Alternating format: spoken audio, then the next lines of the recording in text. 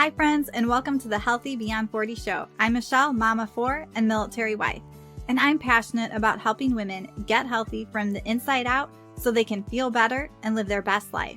Do you feel like you're struggling to lose weight and get in shape? If you're ready to develop healthier habits, exercise consistently, and lose weight sustainably, then you're in the right place. I combine my expertise from my doctorate in physical therapy to my experience as a health coach, personal trainer, and yoga teacher to bring you actionable steps for a healthy lifestyle. No magic pill here, so lace up those shoes and get moving.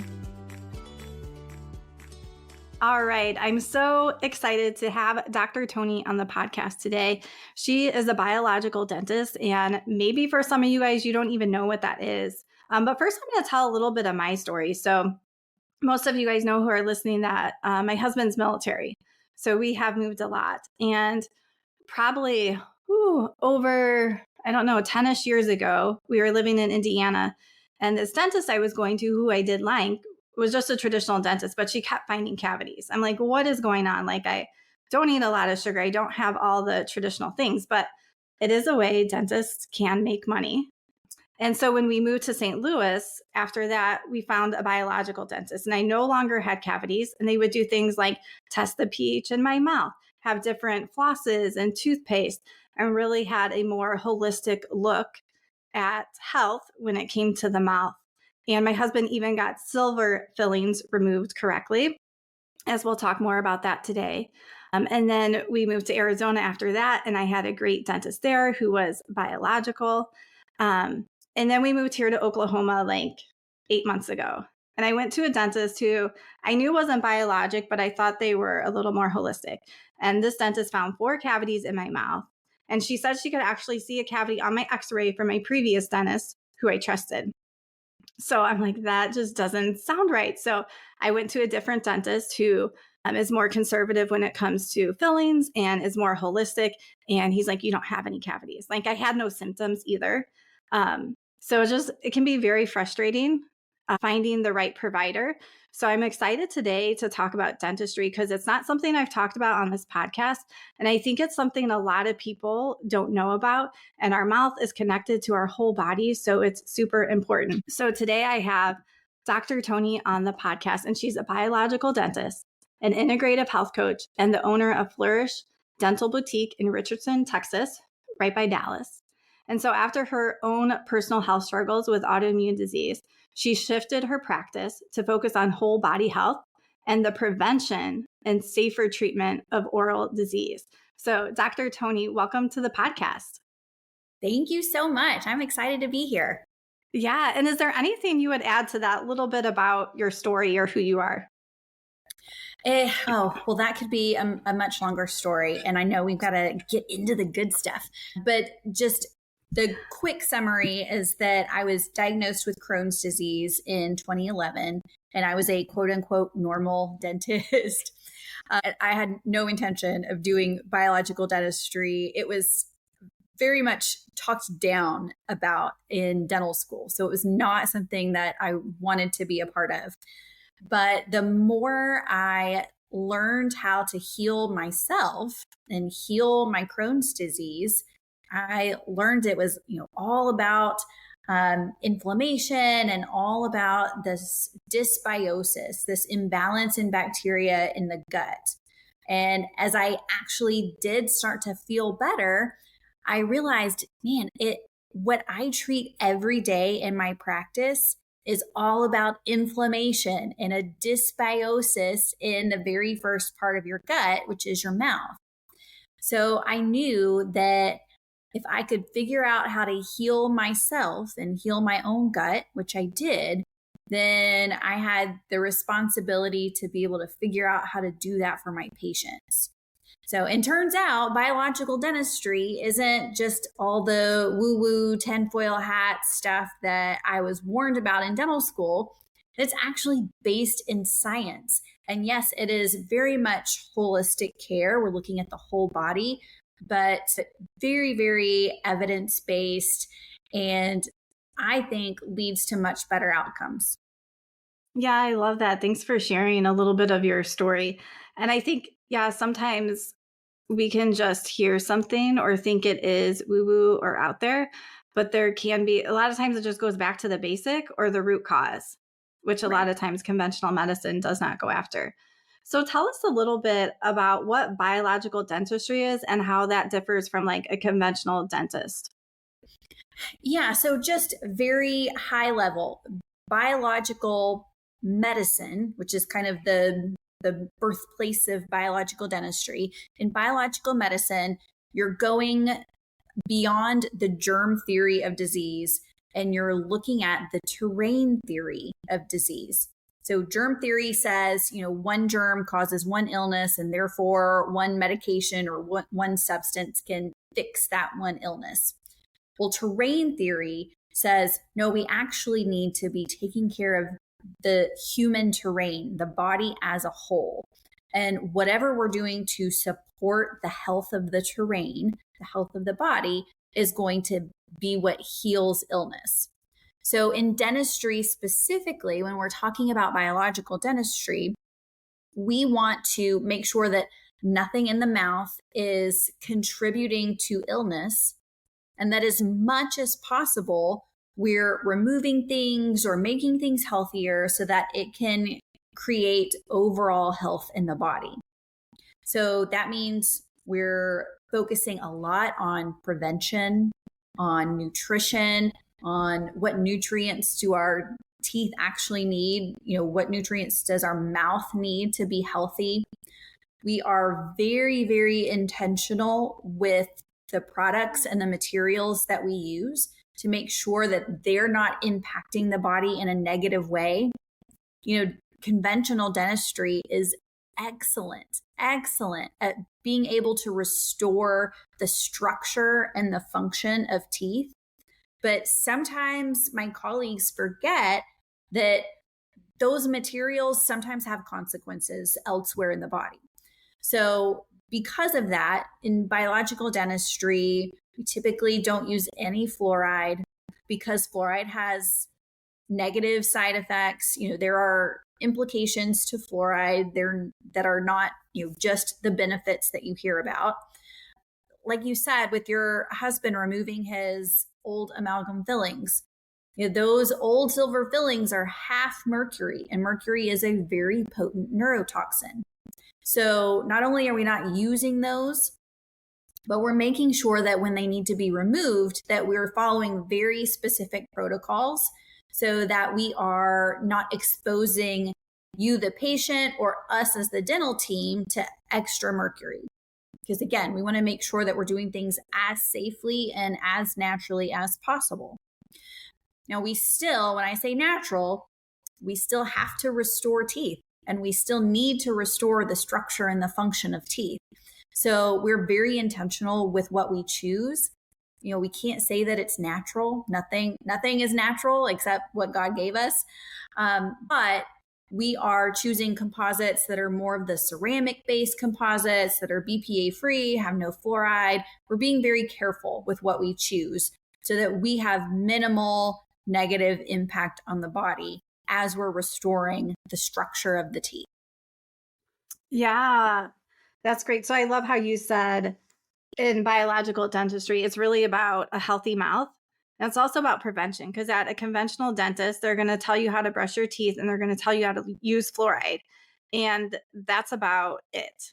But yet, we still have a huge problem with cavities, even in people who are using fluoride and doing those things. So there is a big gap in how can we really prevent this and what's really going on in the mouth. And even when you talked about the fillings you use that are ceramic and BPA free, my oldest is now 18. She just left for college today. But I remember when she was a baby, I did nurse her for a while, but we did use bottles. And it was like when she was one, like when we were about done using bottles, everything about BPA came out. And that's like, oh my goodness. And so it's just always, and there's probably something else too, but we don't think about having these things in our mouth all the time, like having a toxin when we have a feeling or something in our mouth all the time, and that impact that it can have on our health because our mouth is connected to the rest of our body. So as you were saying, some conventional dentists will think just inside the mouth, but these things, and even if it's disease or infection or putting something in the mouth, it affects our whole body. So really taking this holistic look at our health when it comes to our mouth. And so when it comes to, so what's also interesting about my story, I was at that dentist who kept finding cavities. I was using fluoride toothpaste. And at that point we moved and I heard about biological dentistry. So I moved away from fluoride and never had cavities after that, you know? Isn't that So crazy? yes.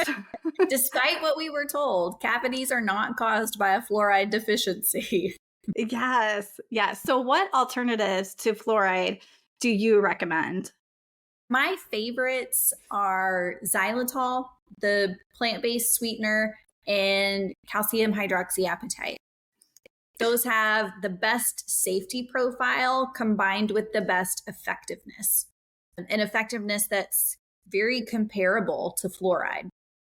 So if it was, if we didn't have these tools, then yeah, fluoride might still be our best option when it comes to trying to treat some of the causes of tooth decay. But thankfully, we do have other tools that are better and much, much, much safer. Yeah, I just found the hydroxyapatite. So I've been using that for a year or so. But before that, I was just using like tooth soap. There's Oh yeah, just different things that yeah. I've might got a even lot be of better patients than who will fluoride. use like powders, or Yeah. they'll make their own toothpaste. Believe it or not, you actually don't need toothpaste. You don't need it at all. And even the American Dental Association says that the main purpose of toothpaste is to be a carrier for the medicament.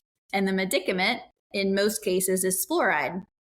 So other than that, the only purpose of toothpaste is to have a little bit of grit to remove some of the surface plaque, and the cosmetic effects of it. So, it tastes nice and minty, it makes your teeth feel clean. And so really it's not as needed and essential. Don't stress out about toothpaste, basically. If you're cavity prone, then absolutely I am having my patients be very strategic with what they use, and I want them using xylitol and hydroxyapatite. If you're super low risk and you're not the kind of person who gets cavities, then we don't necessarily need that. And you don't necessarily need anything but just a really good quality toothbrush every day. Yeah. And that probably slides into my next question is because it's probably about a little bit of the biome in the mouth and the food you're eating. So, what can you tell us? How can we prevent cavities through diet and lifestyle without fluoride? Well, I would say the bummer is that, yeah, you still got to remove the low hanging fruit. Like if you're doing soda, or if your mouth is dry, then we've really got to address those things first. The easiest things, soda, juices, the liquid sugars are usually the hardest things to overcome. But once we've done that, if you're not doing a ton of sugar, if you're not doing a ton of fermentable carbohydrates like processed foods, goldfish crackers, little Annie's little cheddar bunnies that my kids love so much, once you're done with those, then it's all about adding these tooth healthy nutrients, which includes good sources of protein and good healthy fats. So lots of meats, avocados, coconut products, coconut oil, all of these things to get the nutrients in that will help our teeth absorb what they need. Yeah, because our teeth can actually repair themselves somewhat. Is that correct? Yes. And I think your story is so frustrating. I know. But I really think that you must be in that phase where it could go either way, where a more aggressive dentist would say, hey, those are cavities, you've got to get those filled right away. And a more conservative dentist is going to know that no, your body actually still has the ability to remineralize those areas. And we don't have to call them cavities yet. They're just an area in the enamel where the enamel has lost some of its minerals. And in that phase, if it's still in that outer layer of tooth, then absolutely it can still repair and heal so that you don't have to have a filling, hopefully ever. Yeah. Yeah. And I think some doctors just don't even think about that. And some doctors just push. Even like in the Sure. field of medicine. I mean, you go to orthopedic, they'll probably tell you to get a cortisone shot or some type of surgery. So I think anywhere you go, sometimes you'll find people who will push the things that they do. And it's not always, I think, sure, there are some people in healthcare, some providers who are looking for an extra buck. But I think a lot of times it's just that the patients that they tend to see, for whatever reason, they feel like they're being kinder if they're being more aggressive so that it's like a one and done, Yeah. instead of giving the body a chance. And I understand that. I understand, hey, we'd rather err on the side of caution and not have the patient need more work 6 months from now. But I've just found that my patients tend to appreciate if I give them a choice. Like, Yeah. hey, you're kind of on the borderline here. We could do a filling, but if you're willing to do some work at home, then we can see what these look like in 6 months. Because if you do everything right and the body responds the way that we want it to, we can get these to heal. Yeah. And do you do the pH testing in your office of the mouth?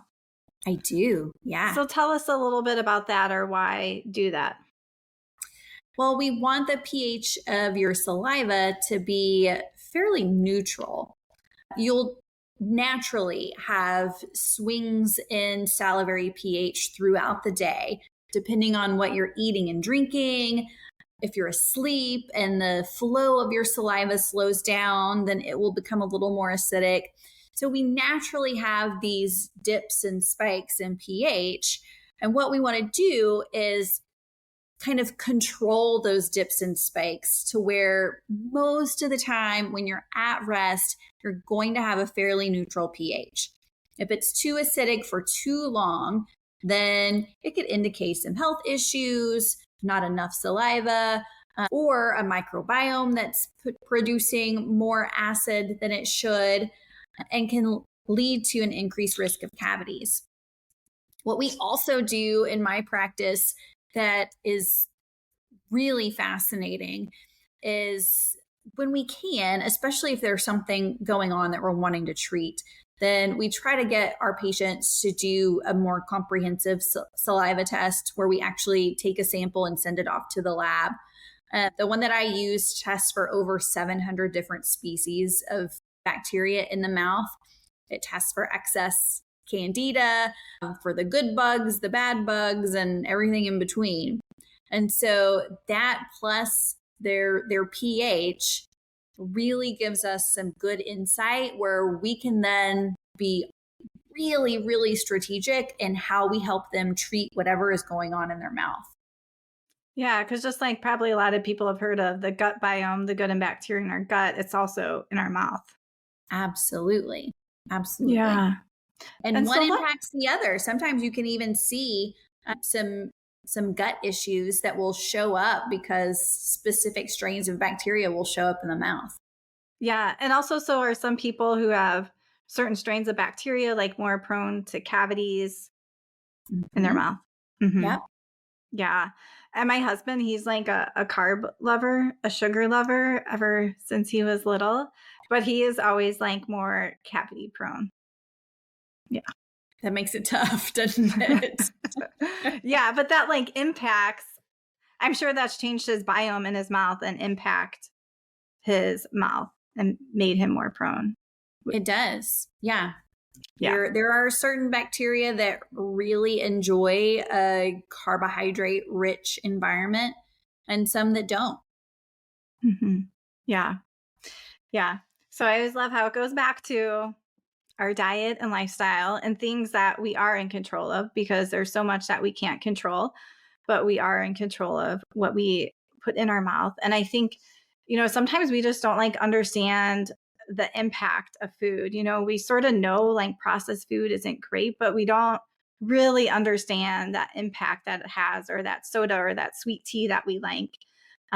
But these are all things that we can control, and that will only help our mouth health, but will also help our whole body health and different things too. All right, I hope you guys are all enjoying this episode. Next week, you're going to see part 2 of this interview with Dr. Tony. I like to keep these episodes 30 minutes or less, just like my workouts, but I wanted to keep diving into these topics with her because I don't know about you, but most of us just haven't even heard of some of these things before. So I hope it's sparking some curiosity in yourself, and I hope you guys tune in next week as we dive into periodontal disease, which is gum disease, and autoimmune, and just how our body can heal ourselves. All right, friends, I hope you guys keep on moving.